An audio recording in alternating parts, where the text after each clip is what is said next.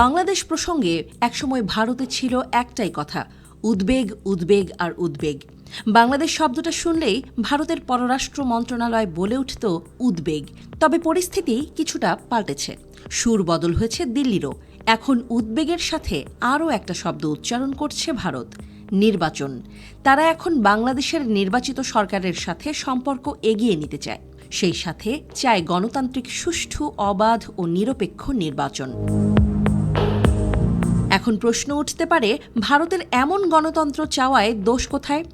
প্রতিবেশী তো প্রতিবেশীর ভালোই চায়, তবে তার আগে একটা প্রশ্ন উঠছে, ভারত কেন অন্তর্বর্তী সরকার ও প্রধান উপদেষ্টা ডক্টর মোহাম্মদ ইউনূসকে এড়িয়ে যাচ্ছে? নির্বাচন তো সময় সাপেক্ষ ব্যাপার। ছাত্র জনতার অভ্যুত্থানের পর সেই নির্বাচনকে সামনে রেখেই কাজ চলছে। তার আগেও তো রাষ্ট্রীয় কাজকর্ম থাকে। বাংলাদেশের মানুষের ফয়সলাকে তবুও কেন ভারত এড়িয়ে যাচ্ছে? অনেক রাজনৈতিক বিশ্লেষক মনে করছেন, ভারতের রাষ্ট্রীয় আচরণও হিংসাতুর ব্যক্তির মতো। তারাও অন্তর্বর্তী সরকার ও ডক্টর ইউনূসকে পলাতক হাসিনার চোখ দিয়েই দেখছে, যার কারণে ডক্টর ইউনূস ও তার নেতৃত্বাধীন সরকারকেও শত্রু ভাবছে ভারত। আরও একটা কারণ খুঁজে পেয়েছেন বিশ্লেষকরা। তারা মনে করছেন, শেখ হাসিনার পতনের পর বাংলাদেশের ওপর ভারত যে চাপ সৃষ্টি করতে চেয়েছিল, তার প্রায় পুরোটাই ব্যর্থ করে দিয়েছে ইউনূসের দূরদর্শী কূটনীতি। বাংলাদেশ নিয়ে আন্তর্জাতিক মহলে করা ভারতের সব ষড়যন্ত্র নস্যাৎ করেছেন প্রধান উপদেষ্টা।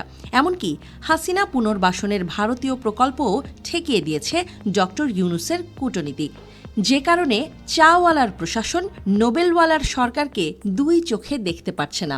আবার ডক্টর ইউনূসের মুখোমুখি হতেও আতঙ্ক বোধ করছেন নরেন্দ্র মোদী।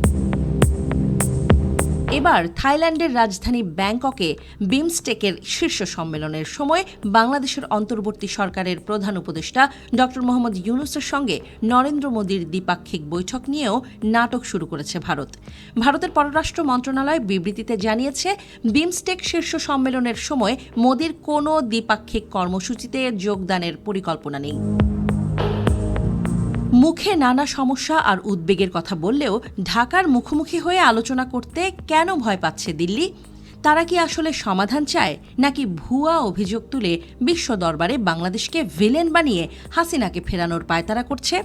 উত্তরটা বেশ সোজাই।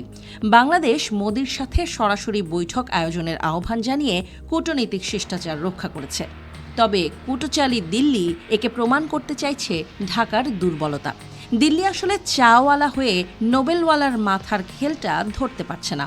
তারাই বারবার প্রমাণ করছে, সমস্যা আসলে বাংলাদেশে নয়, সংকটটা আসলে হাসিনা মিত্র নরেন্দ্র মোদী প্রশাসনের মাথায়।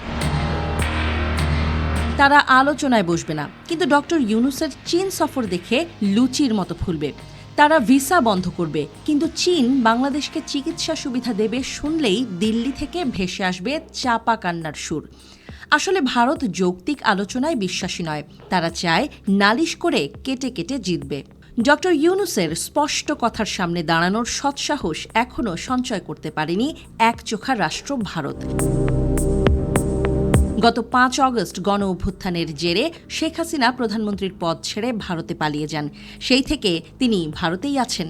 অন্তর্বর্তী সরকার মানবতা বিরোধী অপরাধে অভিযুক্ত হাসিনাকে ফেরত চাইলেও নয়াদিল্লি মুখে কুলুপ এঁটে আছে। তারা হাসিনাকে ফেরত দেওয়ার বদলে বাংলাদেশের বিরুদ্ধে ষড়যন্ত্র করছে, পদে পদে অন্তর্বর্তী সরকারকে বিপদে ফেলার চেষ্টা করছে।